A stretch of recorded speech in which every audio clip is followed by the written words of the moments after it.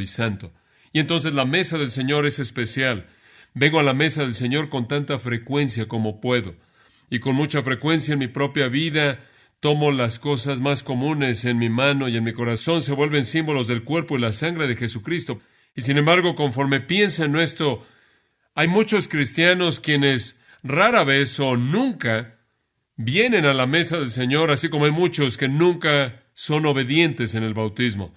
Y creo que mi enfoque siempre ha sido, bueno, quizás simplemente son ignorantes.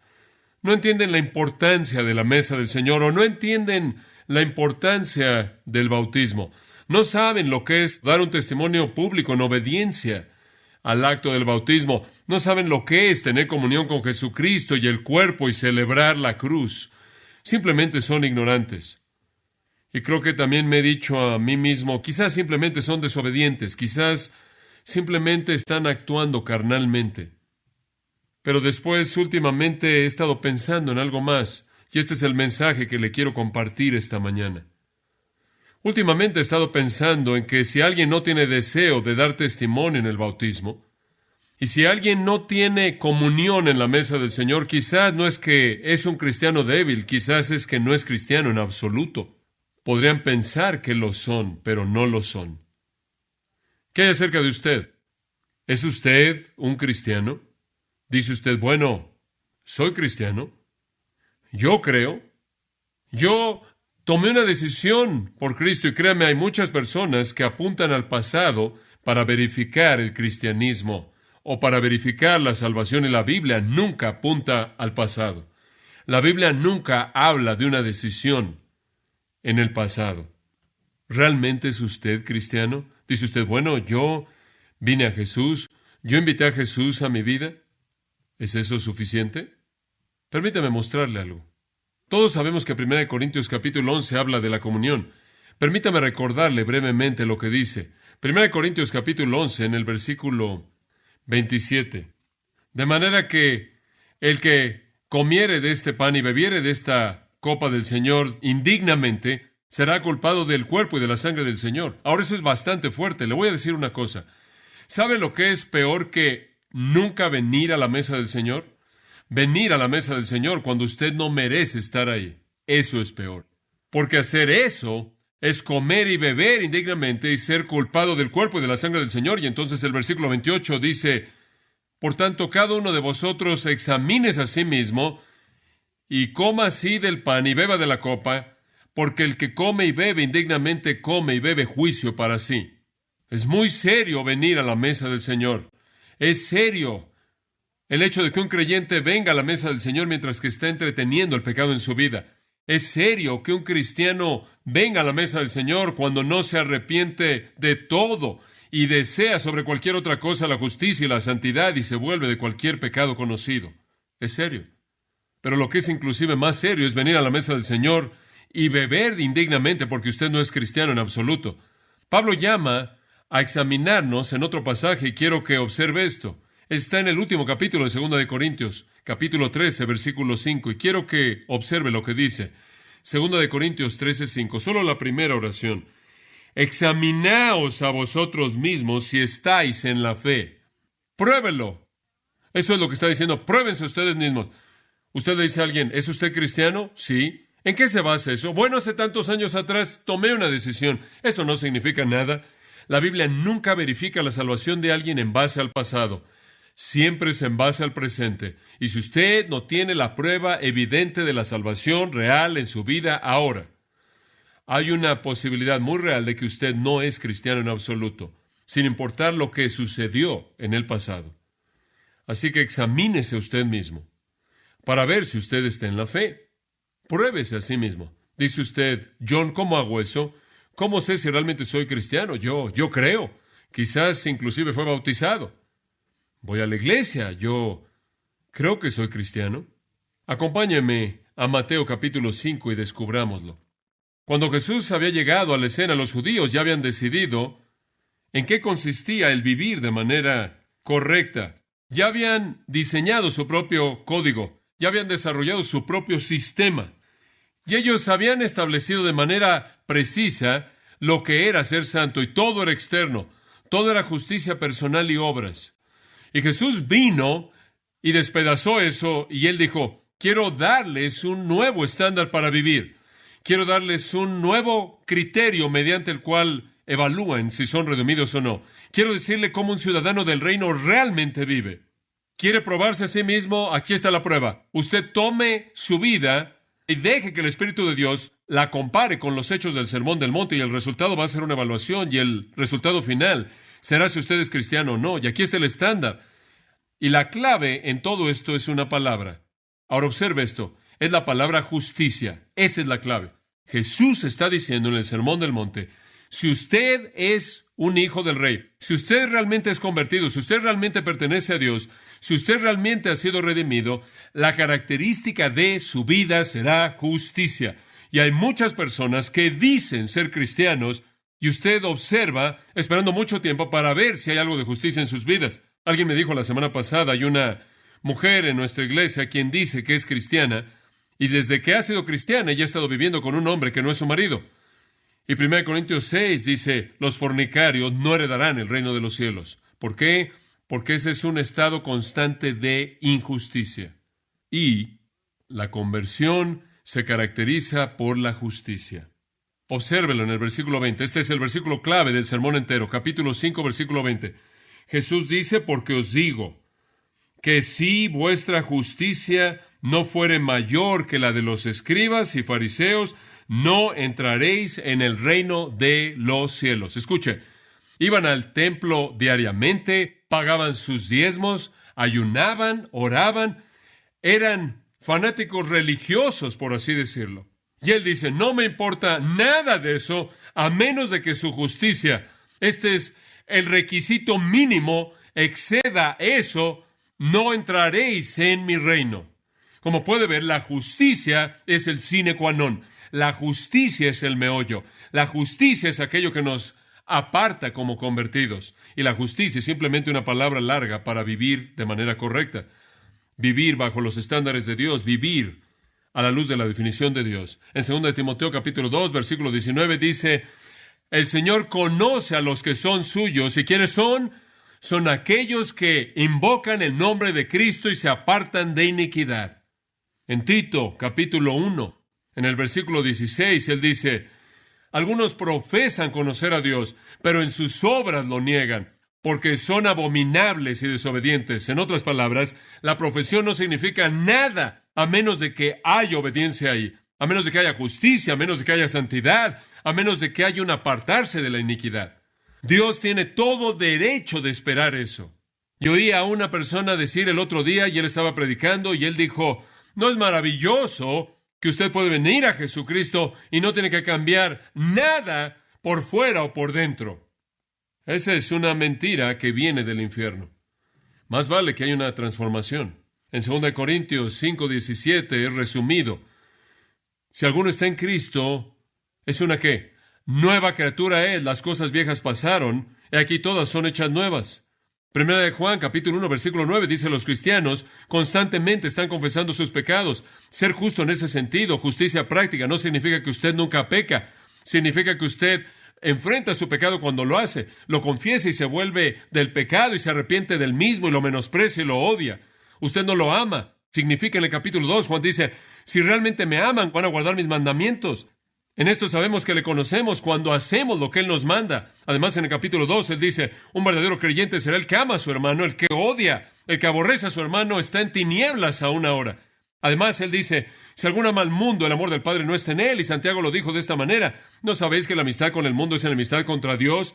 Oh, almas adúlteras, ¿no pueden ser amigos del mundo y amigos de Dios? Además, en el capítulo 3, Él dice, el que es nacido de Dios no continúa cometiendo pecado. Él no puede, porque una nueva simiente está en él y él no puede continuar cometiendo pecado. Ahora, ¿qué estoy diciendo? Estoy diciendo esto. Dios dice que si usted realmente es salvo, habrá justicia, habrá santidad, habrá un nuevo enfoque a la vida. Tendrá pecado, sí, pero verá una frecuencia decreciente de pecado, y cuando el pecado aparece, lo va a menospreciar y lo va a odiar, como Pablo lo odió en Romanos 7, y lo va a confesar, y se va a volver del mismo, y se va a arrepentir del mismo, y va a tener hambre, y va a tener sed por aquello que es lo correcto, y va a obedecer, y va a amar a su hermano, y va a odiar el sistema maligno del mundo.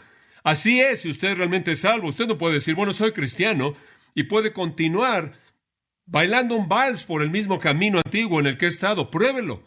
Dice que es cristiano, pruébelo. Me imagino que ya no estoy contento con decir que si usted dice que es cristiano, usted debe serlo. Y si usted tomó una decisión en algún lugar, en una reunión, en alguna conferencia, y caminó por un pasillo y entró en algún cuarto y alguien lo hizo atravesar por unos pasos en un pequeño libro, lo que sea, o lo que sea está bien, no creo que ni siquiera ese es el criterio bíblico de la salvación. El criterio bíblico de la salvación es, en este momento, cómo es su vida ahora. Y créanme, amados, y digo esto con un dolor en mi corazón, estoy seguro que hay muchas personas, y digo que hay muchas personas en Grace Church que no son cristianos. No sabemos eso y quizás ellos ni siquiera están dispuestos a enfrentarlo. Dice usted, ¿cuáles son los estándares? Veamos Mateo capítulo 5 al 7. Ahora quiero que vean el criterio. Jesús se siente y nos enseña los principios de vivir en su reino. Y aquí es donde comienza. Bienaventurados los pobres en espíritu, versículo 3, porque de ellos es el reino de los cielos. Y el griego enfático es indicado aquí. Solo de ellos, únicamente de ellos, de nadie más que de ellos. En otras palabras, los únicos que entran al reino son aquellos que están quebrantados en su espíritu, aquellos que enfrentan su bancarrota espiritual, aquellos que se ven a sí mismos como pecadores, aquellos que saben que por dentro no pueden traerle nada a Dios, están azotados por su pobreza en términos de su propio espíritu, no tienen nada en qué depender, no tienen esperanza para sí mismos, pobres en espíritu. Y el resultado es, en el versículo 4, ellos lloran, y de nuevo enfáticamente, y solo ellos serán consolados. Las únicas personas que reciben salvación, dice él, las únicas personas que llegan a entrar a su reino son las personas que están quebrantadas por su pecado y que lloran por su pecado. Y después en el versículo 5, son personas que están aplastadas y llevadas a ser mansas. Solo ellas heredan la tierra, solo ellas son los ciudadanos del reino. Y lo que lleva a todo esto, cuando usted está quebrantado en espíritu, está llorando y está aplastado para ser manso, en el versículo 6, usted va a tener hambre y sed de justicia y solo ellos serán llenados. Escuche, si usted no vino a Jesucristo quebrantado por su pecado, si usted no ha venido a Jesucristo literalmente despedazado hasta las profundidades mismas de su ser por su pecaminosidad, si usted no ha llorado por su pecaminosidad, si usted no tiene hambre y sed de justicia más que cualquier otra cosa, hay una muy buena probabilidad de que usted ni siquiera es cristiano. Ese es el criterio que nuestro Señor da. En primer lugar, Él dice, habrá una entrada apropiada al reino. Ahí es donde comienza el Sermón del Monte. Un ciudadano del reino puede ser determinado por su propia abnegación, el menospreciarse a sí mismo, su propio sentido de bancarrota y de saber que no posee nada más que su pecado. Hay muchas personas que vienen a Jesucristo porque creen que a Él le gustaría tener lo que ellos tienen. Podemos enfrentar eso también. Decimos, ¿no será maravillosa si tal o tal persona famosa se volviera un cristiano? Porque, hombre, el Señor podría. Él no necesita eso. ¿Qué lo hace pensar usted? ¿Usted cree que Él necesita la capacidad de ellos, además del poder de Él? No, Señor. Si usted no vino a Jesús en sus términos, entonces usted no viene en absoluto. Y sus términos son quebrantamiento, llorar, mansedumbre y tener hambre y sed de justicia. ¿Y quiénes son estos ciudadanos del reino? Versículo 7.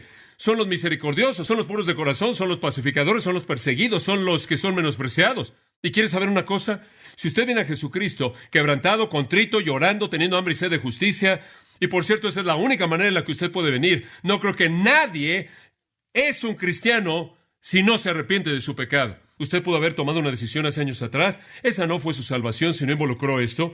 Y años más tarde quizás usted regresó al Señor quebrantado por su pecado. Ese es el momento en el que se volvió real. Ese es el momento en el que usted entró en el reino. Y usted va a vivir de esa manera el resto de su vida, amando la justicia y odiando el pecado.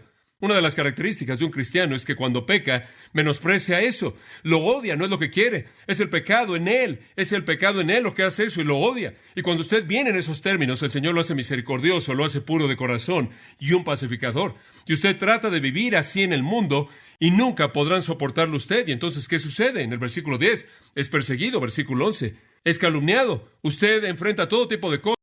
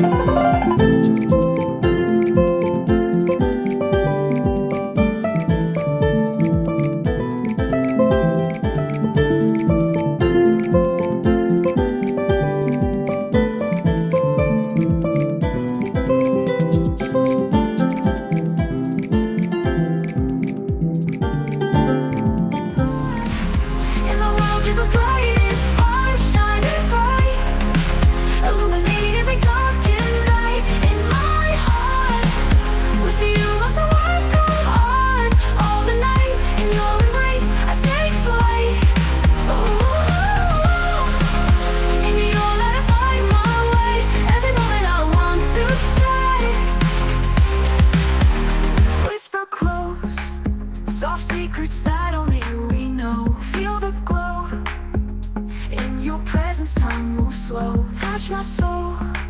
Your love's the fire that makes me whole. Let it shows. Together let our true selves unfold. I'm hallowed. Every whisper of a story told. In your eyes, my heart's been sold. You are a star. In the world, you're the brightest part. Shining bright, illuminating every darkened night. In my heart, with you, lost a world come on. All the night, in your embrace, I take flight. Oh baby, with you every day feels right. In your love, I find my light. Stay with me. Let's dance under the moonlit sea. Just be free. In your arms I find my plea. In your light I find strength, I find my might. I believe in this love we're meant to be. Cosas en contra de usted. Usted es menospreciado. Se va a decir todo tipo de cosas de usted de manera falsa. Pero eso está bien. Esté contento. ¿Por qué? Esté feliz. ¿Por qué? Porque usted es un ciudadano del reino. Ahora, lo primero que quiero que vea entonces es que si usted realmente es cristiano, usted viene en esos términos llorando por el pecado. Ahora, lo segundo acerca de esto, examínese a usted mismo. Si usted no es cristiano, no solo la entrada al reino va a ser en esta condición, sino que su testimonio también será diferente. Y ahí es a donde entra en el versículo 13. Vosotros sois la sal de la tierra, y después en el versículo 14, vosotros sois la luz del mundo. Ahora escucha lo que voy a decir. Si usted realmente es cristiano, su testimonio va a ser claramente distinguible del resto del mundo. Eso es lo que está diciendo.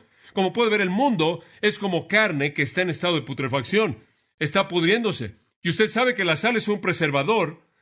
Y estamos aquí en el mundo para preservar la decadencia y la destrucción del mundo. Esa es la razón por la que la tribulación es tan horrible, cuando la iglesia ya no está y la sal es quitada. Y estamos aquí para preservar esto y somos distinguidos del mundo. Somos una agencia preservadora en medio de una civilización decadente y que está en estado de putrefacción.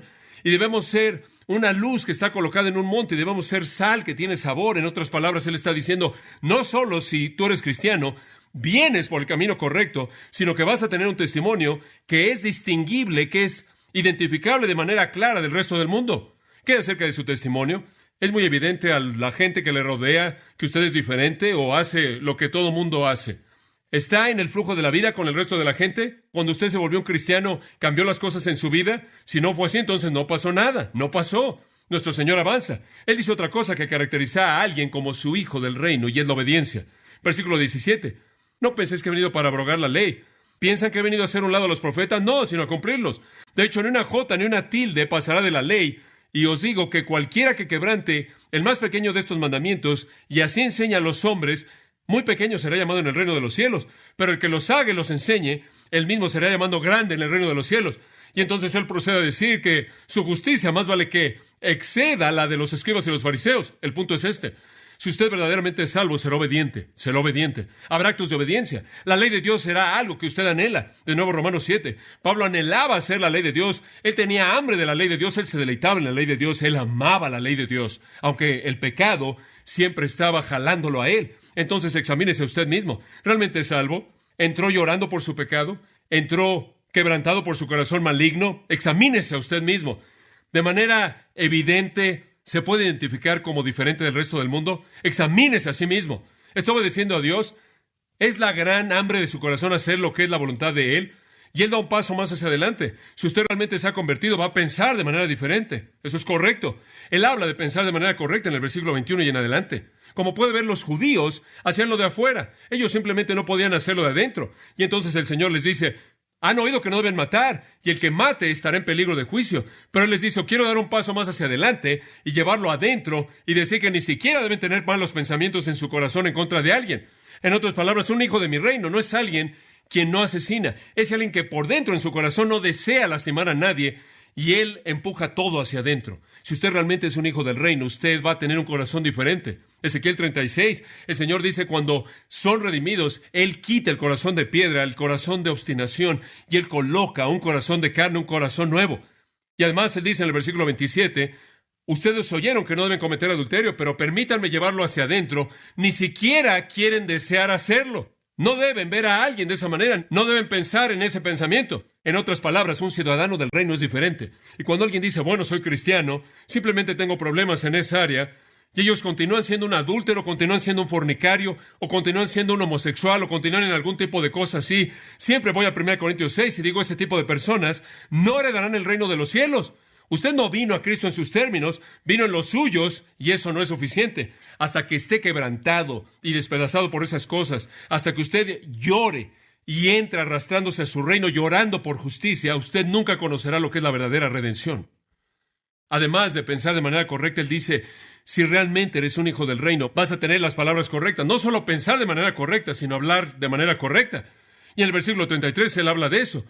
Él procede a hablar del perjurio y acerca de jurar y acerca de su comunicación. Debe ser sí, sí, no, no. En otras palabras, va a salir lo correcto, porque de la abundancia del corazón que habla la boca. Y entonces nuestro Señor está diciendo, si tu vida está establecida, está dirigida a tener hambre y sed de justicia, resultará en obediencia. Y la obediencia significa que usted tiene que pensar de manera correcta, y cuando usted abre la boca, las palabras correctas van a salir. Y cuando usted actúa, versículo 38, van a seguir las obras correctas. Eso va a ser el resultado.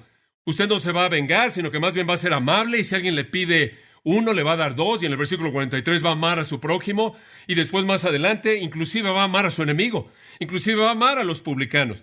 De hecho, en el versículo 48, él dice, esta es la idea entera, sean como Dios, él ama a sus enemigos. ¿Ve el punto? Pruébese a usted mismo. No me diga que usted es cristiano porque hace 5 años atrás usted caminó por un pasillo. No me diga que es cristiano porque una vez firmó una tarjeta. No trate de decirle a Dios que es cristiano porque pasó al frente en una reunión, porque entró al cuarto de oración, porque habló con un consejero. Y no se diga a usted mismo que es cristiano porque algún consejero le dijo que era cristiano, porque él tampoco sabía. Lo peor que usted le puede decir a alguien es hablarles de Cristo, y cuando han hecho una oración y han invitado verbalmente a Cristo a su vida, sentarse ahí y asegurarles que realmente son salvos, porque usted no tiene idea si lo son. Esa es la obra del Espíritu Santo. Él es el que concede certeza, y Él la concede por el testimonio interno, Romanos 8, y por la muestra externa de obras que lo prueban, porque la fe sin obras está, ¿qué? Muerta. Y ¿sabe una cosa? Uno de los legados que hemos recibido del tipo de evangelismo que se ha llevado a cabo en nuestro país es que creemos que la salvación está ligada a una decisión, pero la certeza de salvación no tiene nada que ver con la decisión en el pasado. Tiene que ver con lo que está pasando en el presente, en la actualidad. Jesús lo expresó de esta manera en Juan 8. Si continúan en mi palabra, entonces serán mis discípulos verdaderos. Siempre hay continuación, siempre es tiempo presente. Entonces nuestro Señor dice, si realmente eres un hijo de Dios, vas a entrar por el camino correcto, llorando por tu pecado, y tu vida es totalmente diferente, distinguible de la del mundo. Y eres caracterizado por la obediencia, por pensar de manera correcta, por hablar de manera correcta, por hacer lo correcto. Y Él avanza. Motivos correctos, el tipo correcto de expresión religiosa, el tipo correcto de adoración, lo podremos llamar. Cuando usted adora a Dios, en el capítulo 6 es real. No es como los farsantes que tocan una trompeta y vienen y oran para hacer un desfile. Él habla de los hipócritas cuya religión es falsa. La de ustedes es real y ustedes oran lo correcto. Ustedes oran, Padre nuestro que estás en el cielo, santificado sea tu nombre. Él está diciendo, si algo realmente ha cambiado en tu vida, tu religión no es falsa, es real. Tus oraciones no son como las oraciones de los farsantes, son oraciones reales. Y su ayuno no es como el ayuno del despliegue público, es el ayuno del closet del que nadie sabe. Entonces Él dice, ustedes obedecen, ustedes van a pensar de manera correcta, van a tener las palabras correctas, actos correctos, adoración correcta y relaciones correctas también. Usted no va a amar el dinero, versículo 19 del capítulo 6, y simplemente lo estoy llevando a lo largo del texto entero.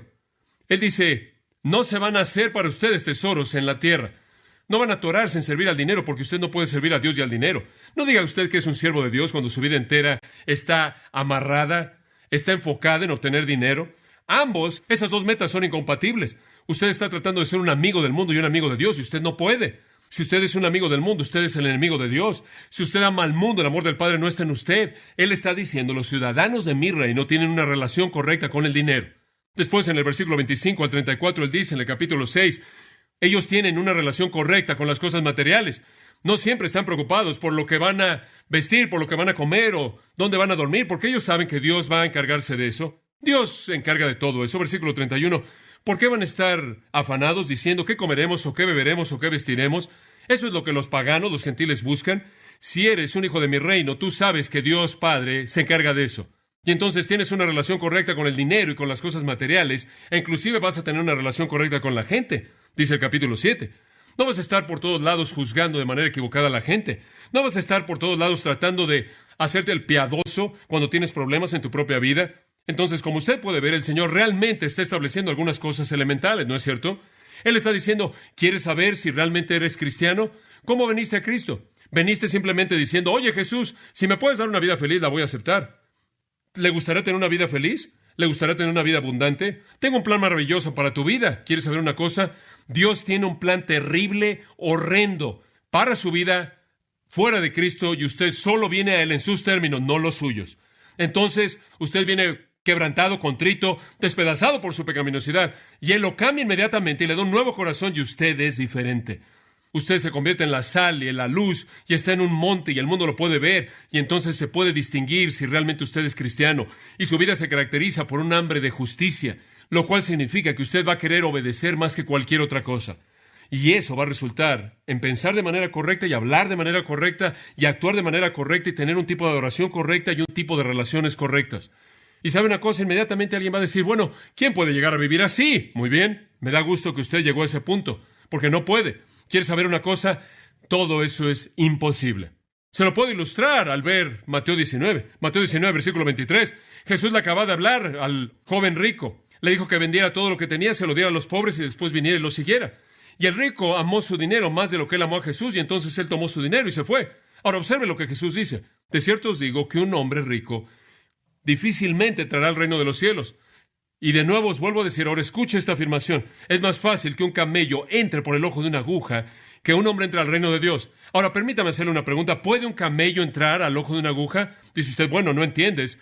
Esa es la puerta de la aguja. No, esa no es la puerta de la aguja. Eso es exactamente lo que significa. Es más fácil que un camello entre por el ojo de una aguja que un hombre rico se salve.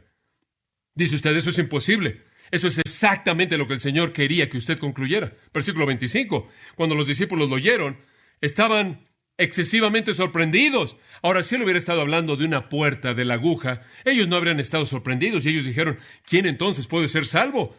Ellos sabían que él estaba diciendo que un hombre rico no puede ser salvo. Eso es lo que él estaba diciendo. Jesús los vio y les dijo, creo que ustedes entendieron el mensaje, hombres. Para los hombres esto es que imposible. Con Dios todas las cosas son posibles. ¿Qué estaba diciendo? Simplemente esto. El estándar es imposible. Nadie en ningún momento jamás puede ser salvo, pero con Dios es posible. ¿Ve usted lo que está tratando él de decir? No tenemos los recursos por nosotros mismos. No podemos hacerlo. Y esa es la razón por la que usted tiene que estar listo para quitarse de todo el equipaje que trae y arrojarse en la misericordia de Dios. Y el hombre rico no estaba dispuesto a hacerlo. Él estaba dispuesto a subirse al vagón religioso cargando su equipaje del materialismo, y él no se podía subir con eso. Es como tratar de entrar por el ojo de una aguja con un camello. Imposible. Ese es el punto. La única manera en la que alguien llega a entrar al reino es cuando se da cuenta de que no puede.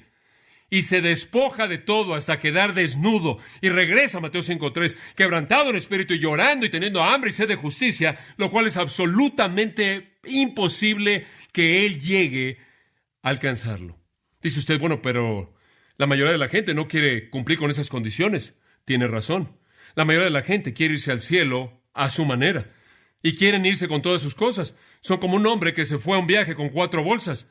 Aquí está la mundanalidad, el pecado, Satanás y sí mismos. Y se van a meter. Y están diciendo, Jesús, quiero la felicidad que me vas a dar. Quiero escapar del infierno. Aquí vengo. Hay un camino, por cierto, para ellos. Regresa a Mateo 7:13 y permítame mostrárselo. Mateo 7:13. Como puede ver, los discípulos en este momento, junto con la multitud, probablemente están diciéndose a sí mismos, hombre, con este tipo de estándares, ¿quién llega a entrar? ¿Quién se salva? ¿Quién califica? Escuche esto. Entrad por la puerta estrecha, porque amplia es la puerta y espacioso el camino que lleva a la perdición. Y escuche esto. Y muchos son los que entran por ella. ¿Por qué? Usted puede entrar por ahí con todo su equipaje. Es una puerta ancha. Es una puerta espaciosa. Es enorme. Usted simplemente se mete con toda la basura que quiere ahí. Todas sus obras y justicia personal y la manera de pensar, lo voy a hacer a mi manera y quiero a Jesús, pero también quiero las otras cosas. Es como el hombre que estaba diciendo que era un cantante en Las Vegas y después se salvó y continuó siendo un cantante en Las Vegas. Eso me parece que es tratar de entrar por la puerta estrecha con un montón de basura. ¿Sabe una cosa? La puerta estrecha y la puerta amplia son diferentes en ese sentido. Versículo 14. Estrecha es la puerta y angosto el camino que lleva a la vida, y pocos son los que la hallan. Escuche, es un camino difícil. Y la palabra literalmente significa un camino comprimido. Usted no puede entrar con toda esa basura por ese camino. En primer lugar, usted no puede entrar por la puerta estrecha. ¿Alguna vez ha tratado de entrar por una puerta giratoria con 4 maletas? No puede. No puede. No puede entrar por ese camino. Tiene que dejar toda la basura, tiene que entrar totalmente desnudo y despojado. Ahora quiero que observe algo. El camino ancho es el que lleva a la destrucción. No es el camino al infierno, no. Escuche, esta no es la gente que está amontonándose en el camino al infierno. Este es el camino al cielo, nada más que es el camino equivocado. Ellos creen que van al cielo. Ellos están metiéndose todos por el camino de Jesús. Este es el camino ancho. Usted no tiene que dejar nada, no tiene que vivir de ninguna manera diferente. Usted no tiene que pensar de manera diferente. Usted no tiene que hacer nada. Lo único que tiene que hacer es decir, tomé una decisión, o fui bautizado, caminé por un pasillo, pasé adelante, firmé una tarjeta cuando era un niño, mi mamá me ayudó, y usted simplemente puede entrar con toda su basura y apilarse ahí, nada más que es un camino ancho que lleva a la destrucción. Y la parte triste es que muchos están ahí, muchos. Y estrecha es la puerta, y la única manera en la que usted puede entrar por ahí es dejar su pecado a Satanás, a usted mismo y al mundo. Y difícil o comprimido es el camino que lleva a la vida, y pocos son los que la hallan. Escuche, en Grace Church hay esos pocos, pero también hay esos muchos que están en el camino equivocado. Usted está en ese camino y tiene toda su mundanalidad, toda su justicia personal, pensando que usted es muy bueno por sí mismo y el resto de la basura. Usted nunca ha cortado la cuerda con el mundo, nunca ha cortado la cuerda con su estilo de vida maligno, nunca ha cambiado su propia justicia personal para acercarse a Dios. Usted cree que son buenas obras y cree que va a llegar. Y le voy a decir que está en el camino ancho y usted va a terminar un día en la puerta misma del cielo, y como Juan Bunyan dice, y va a descubrir que hay una entrada al infierno desde los portales del cielo. ¿Y quieres saber una cosa? Mucha gente va por ese camino porque es fácil y hay muchas personas que están vendiendo boletos para ese camino. ¿Sabía eso? De hecho, habla de ellos en la siguiente sección. Guardaos de los falsos profetas, versículo 15. ¿Qué están haciendo? Están tratando de mantenerlo por el camino ancho. Están tratando de mantenerlo en el camino fácil. No tiene que cambiar nada. Simplemente súbete y recibe a Jesús. ¿Se da cuenta? Pero ¿sabe qué va a pasar cuando usted llegue al final de ese camino? Versículo 21 nos dice, no todo el que me diga Señor, Señor entrará al reino de los cielos, sino el que hace la voluntad de mi Padre que está en los cielos. Muchos me dirán en aquel día, Señor, Señor, ¿no profetizamos en tu nombre? Y en tu nombre echamos fuera demonios y en tu nombre hicimos muchos milagros. ¿No puede ver que esta es la multitud entera en el camino espacioso? Ve la palabra muchos en el versículo 13, muchos están en ese camino. Y después en el versículo 22, y cuando finalmente llegan, dicen, Señor, Señor, ¿no hemos hecho todas estas cosas? Somos el grupo de la iglesia por ahí, Señor. Estábamos involucrados en el ministerio de liberación. Estábamos predicando. Hicimos obras maravillosas. Y entonces les declararé, nunca os conocí, apartaos de mí, hacedores de maldad. Van a decir, Señor, Señor. Como puede ver, va a haber mucha gente que no va a saber que está en el camino equivocado, sino hasta el final. Y creo que esa es la razón por la que le estoy diciendo lo que le estoy diciendo. No puede hacer esto. Digo, no se adormezca. Pocos son los que la hallan, porque pocos están dispuestos a entrar en los términos de Dios. ¿Se da cuenta? Y después él da una ilustración para cerrar. Ahora, si quieres saber cómo esto funciona, él dice, permítanme contarles una historia acerca de un hombre sabio, versículo 24, quien construyó su casa sobre la roca. Descendió la lluvia, vinieron los vientos y golpearon contra esa casa y no cayó porque estaba edificada sobre una roca. Ahora este es un hombre que vino en los términos de Dios, y él estaba en la roca, y él edificó su casa en la roca y permaneció, versículo 26. Todo el que oye estas palabras mías y no las hace, esta es la desobediencia, lo compararé a un hombre necio quien construyó su casa sobre la arena. Escuche, este hombre construyó una casa igual de hermosa. Hombre, su religión se ve también. Lados hermosos, grandes ventanas, grandes paredes. El techo es maravilloso. Una casa religiosa fabulosa. Oh, hemos profetizado y echado fuera demonios. Señor, mira lo que hemos hecho. Lo único es que nunca entró en los términos de Dios y por ello el cimiento era arena. Y cuando descendió la lluvia y vinieron los vientos y golpearon contra esa casa, cayó y grande fue su ruina. ¿Ve lo que está diciendo? Qué desastre es llegar al momento del juicio y despertar de manera terrible ante la realidad que lo único que le espera a usted es el infierno, porque usted nunca vino en los términos de Dios. Y entonces les repito, amados, examínense ustedes mismos si están en la fe. Pruébense ustedes mismos. Estas son las condiciones de Dios. Inclinemos nuestras cabezas. Recuerdo las palabras de Isaac Watts. Cuán inútil es la naturaleza culpable, inconsciente de su carga. El corazón no cambiado nunca puede llegar a la felicidad y a Dios. visions of lavender sky.